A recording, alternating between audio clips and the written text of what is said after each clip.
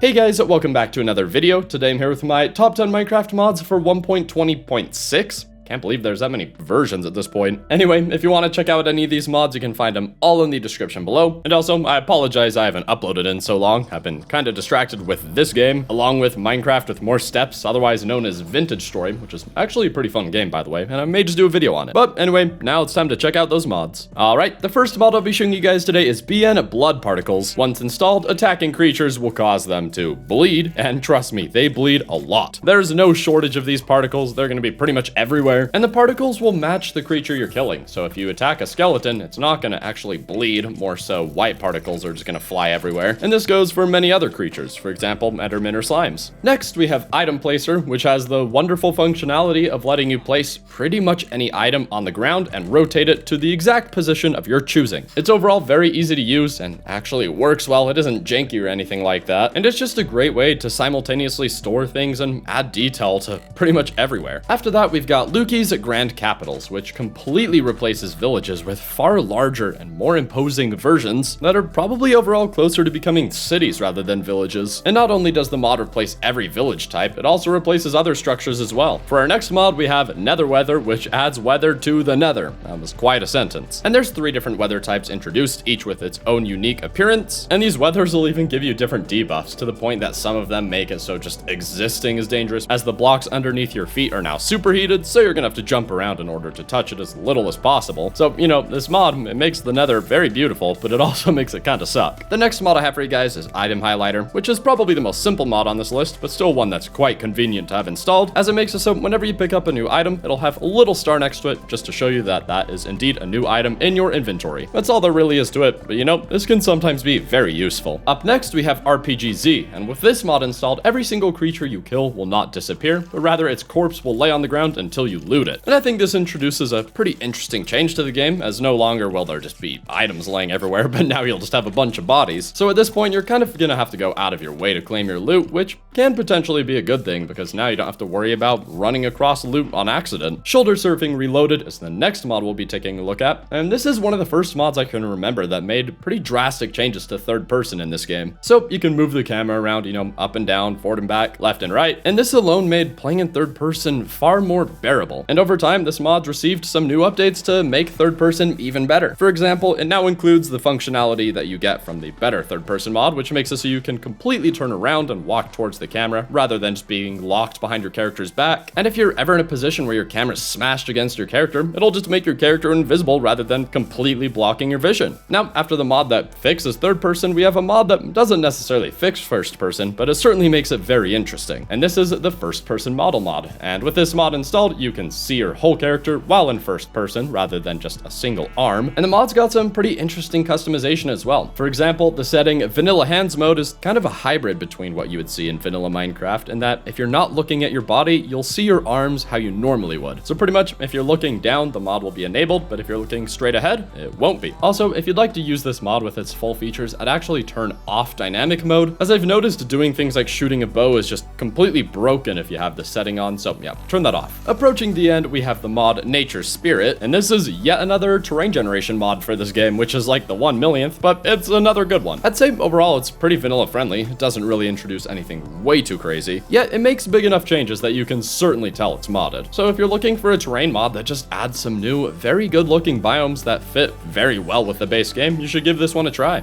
And finally, the last mod I'll be showing you guys today is Do a Barrel Roll. And I actually showed this mod off a few years ago when it was very new, and it did not work nearly as well back then, but it was still pretty cool. But at this point, it works very well and is still really cool. What it does is makes it so when you're flying with an elytra, you can fly in pretty much any direction. And I'll tell you, this makes using an elytra way more intense. And it also works very well in third person, which just looks really cool as well. And I'm sure this is a mod that may get some of you sick, and if it does, I suppose it's not for you, but for the rest of you, I would absolutely give this one a try, because again, it's just so much fun. And anyway, that'll do it for this video, and if there's any mods you think I should check out, absolutely comment those below and I'll be sure to take a look at them. And again, I apologize I haven't uploaded in quite some time, but my next video should actually be coming out in the next few days, so there's that. And if you guys enjoyed this, be sure to leave a like and subscribe, and until next time, thanks for watching.